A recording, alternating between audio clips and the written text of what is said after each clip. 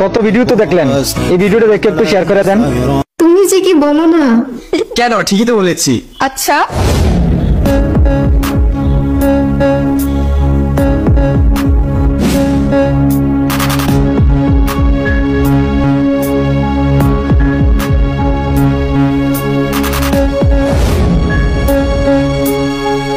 এই যে ভাই, এই যে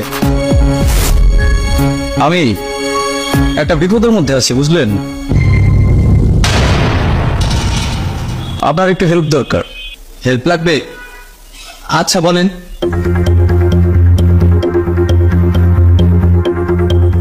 না আসলে হয়েছে কি, একটা লোক, ভালো লোক না খারাপ লোক, এক নম্বরের বদমাইশ। ওই বদমাইশ করে কি আমার বউরে জ্বালায়, প্রত্যেক দিন জ্বালায়, বুঝছেন? আমি একটা নিয়ত করছিলাম, রাস্তাঘাটে যে জায়গায় আমি বদমাইশটারে পাবো, আরে পিঠে আর হাড্ডি জোরাদারি একদম ছাড়াই ফেলব। কিন্তু কি আর করা, সভ্য সমাজে বাস করি, বুঝছেন? মনে অনেক কিছু চাইলেও করতে পারি না। আচ্ছা আপনারা তো অফিসে চাকরি করেন, শিক্ষিত মানুষ, আমার কষ্টটা বুঝবেন।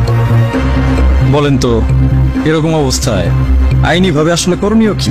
আপনি থানায় যান, থানায় গিয়ে যোগাযোগ করেন, দেখেন ওনারা কি বলে, আপনার সমস্যার কথাটা ওইখানে খুলে বলেন। হ্যাঁ, আপনি অবশ্যই একটা সৎ পরামর্শ দিলেন। আমার থানায় যাওয়া উচিত, কিন্তু আমি তারপরেও থানায় কেন যাই না জানেন? আপনারা বললাম না ওই লোকটা একটা বদমাইশ, তার চেয়েও একটা বড় সমস্যা আছে।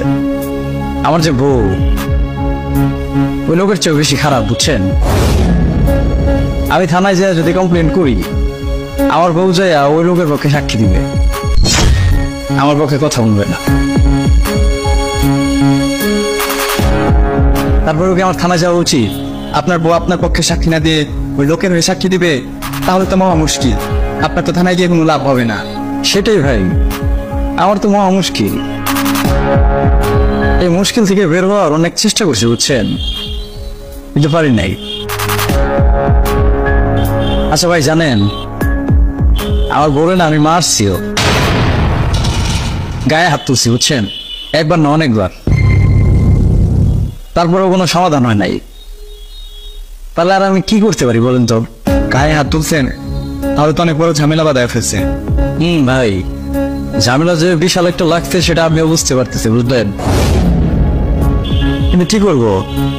মারলেও কথা শুনে না, না মারলেও কথা শুনে না। কালকেও আমি মারছি, জানেন, মারছি না বলো? মারছি তাই না? হ্যাঁ মারছি। আসলে হয়েছে কি ভাই জানেন, চাকরি করে তো সারাদিন বাইরে বাইরে থাকে, যা খুশি করে, আমি তো দেখি না। যখন বাসায় যায় রাত্রে, সারা রাত মানুষের সাথে কথা বলে, কি এক যন্ত্রণা। পরে কার সাথে কথা বলে নাম্বারটা নিলাম, দেখলাম এক কলিগের নাম্বার। দাঁড়ান, ওই বদমাস কলিগরে একটা ফোন দিই।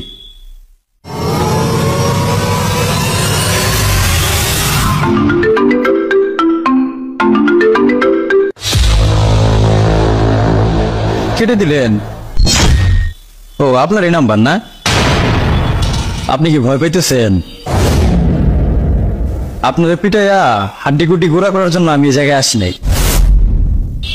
না মানে ইচ্ছা ছিল, কিন্তু যে জায়গায় বউ আমার পক্ষে না, সেখানে আপনারা পিটাইতে কোনো লাভ নাই।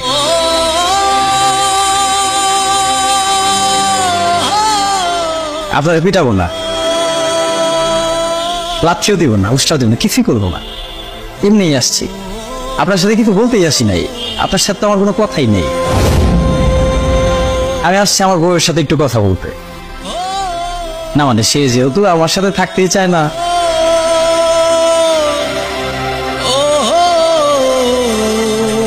ওই আসার পথে একটু কোর্টে গেছিলাম, বুঝছেন, ডিভোর্স পেপার নিয়ে আসছি, বউরে দেয়া যায়। আপনি আমার বউয়ের সাথে সারা রাত কথা বললেন, আজকের পর থেকে আর কেউ বিরক্ত করবে না।